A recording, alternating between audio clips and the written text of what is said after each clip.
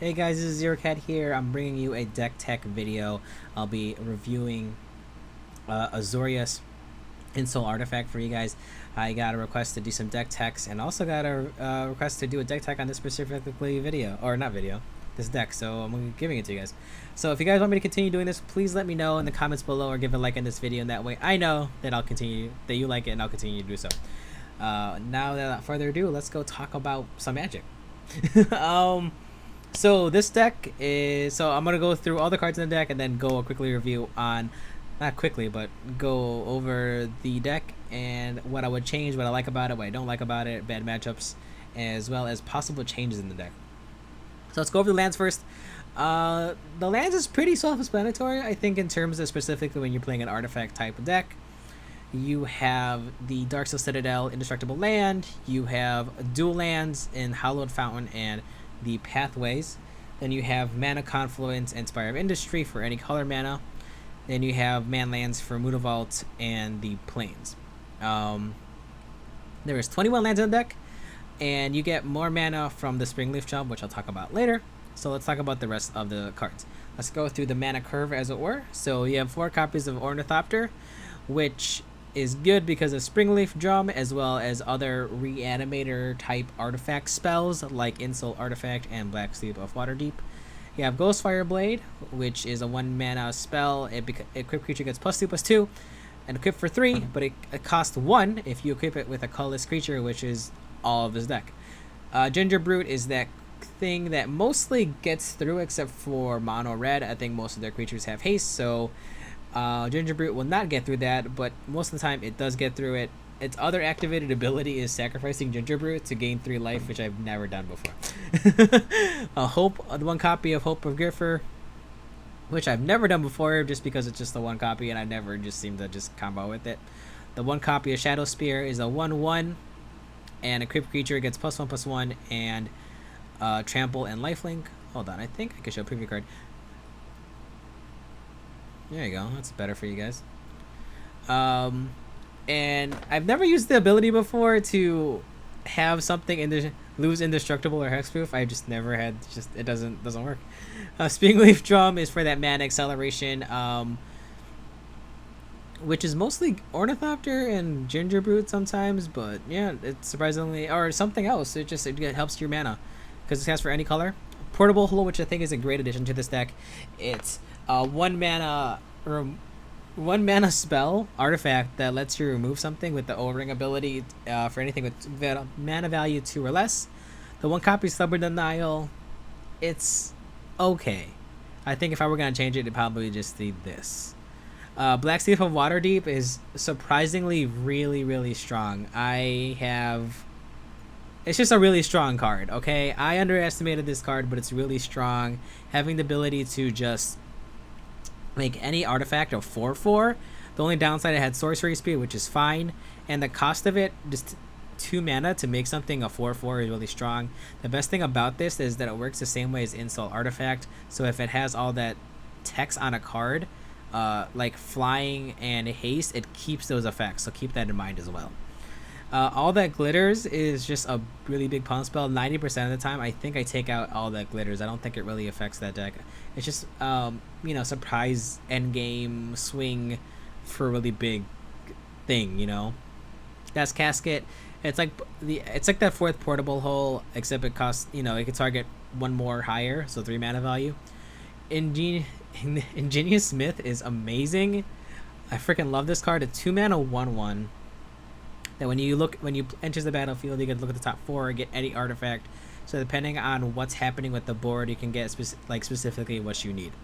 Also, it grows bigger, but mind you gotta pay attention to this. Is that when another artifact enters the battlefield, it gets +1/+1, but it only triggers once. So I guess pace yourselves in terms of how big you want it to grow. Ensoul Artifact, the namesake of the deck. Something becomes a 5/5. You can put it on anything, usually an Ornithopter, or usually it'll be a Darksteel Citadel, Indestructible 5/5. And Stone Cold Serpent, enough said with this deck too. This card's really amazing against multicolored cards, reach and trample, and you could put an Ensoul Artifact on that and you have something definitely dangerous. So let's cool. Let's talk about the sideboard really quick. I'm gonna move my thing over there so you guys can see everything. Let's talk about the thing that's hidden behind me first. Let's talk about the scrambling clause. That's for graveyard removal. Of course, you have Lurrus as your companion. Everything in this deck you can actually play. Most time, it's like a good mix of, like, you can't really play everything, but in here it is artifacts, enchantments, and creatures, and you can play everything in there. It is a permanent. Aether Trade Winds. I'm not sure why this card's in here. It may be for the mid-range spells, but, like, you know, you can kind of like out-tempo somebody. More stuff than that against the control matchup. Hushbringer against mostly, I think, anything that enters the battlefield triggers, which I think is mostly the Niv to Light decks, as well as the I forgot what the color combination, the Jeskai combo, Lotus combo with the, oh my god, I forgot that card. But yeah, I think y'all know what I'm talking about. You just animate your lands, untap everything. I forgot. It's gonna kill me. But it's really good against that. Glass Casket, more removal. Apostle Purifying Light against graveyard decks, as well as from protection from black sub against the mono black decks. And Light of Hope, which I think is mostly for the enchantment removal. So it'd be against the Aura decks as well as the Bard decks, which I haven't really seen as much as of late. So let me quickly talk. So this deck is surprisingly really fun. It is really resilient, and I think it's a big part because of Black Steel of Waterdeep. Because before, once you destroyed something with Ensoul Artifact, this deck kind of just lost gas because that was its main way to attack something. But Black Steel of Waterdeep is just it is just an endless supply of just 4/4s, 4/4s, 4/4s, and it's really, really strong. And I freaking like this deck. I made a couple of videos about it. It is. Go check them out. I think this deck is really fun. Yeah, surprisingly, I didn't like this deck before. Mostly specifically because I felt like it wasn't as strong as the other decks. But like I said, I think because of Black Steel Waterdeep as well as Genius Smith, I think this deck's power level rose up pretty well. I do see some copies of red in here sometimes for those red spells that do like a ton of damage, because I know that some red cards, I know there's a few red cards that work really well with this. So some people, I have seen some Jeskai Ensoul Artifact decks, and you should go try them out if you want to. I don't think there's any downside to it because you are, if anything, you are playing Mana Confluence as well as Spire of Industry, and there is Spinglift Jump for all that, you know, all the color fixing that you would want. And the only downside I think to this deck is I think it's the burn decks. I think the burn decks is just able to just take advantage of it because it specifically focuses on artifact removal. That is what red does.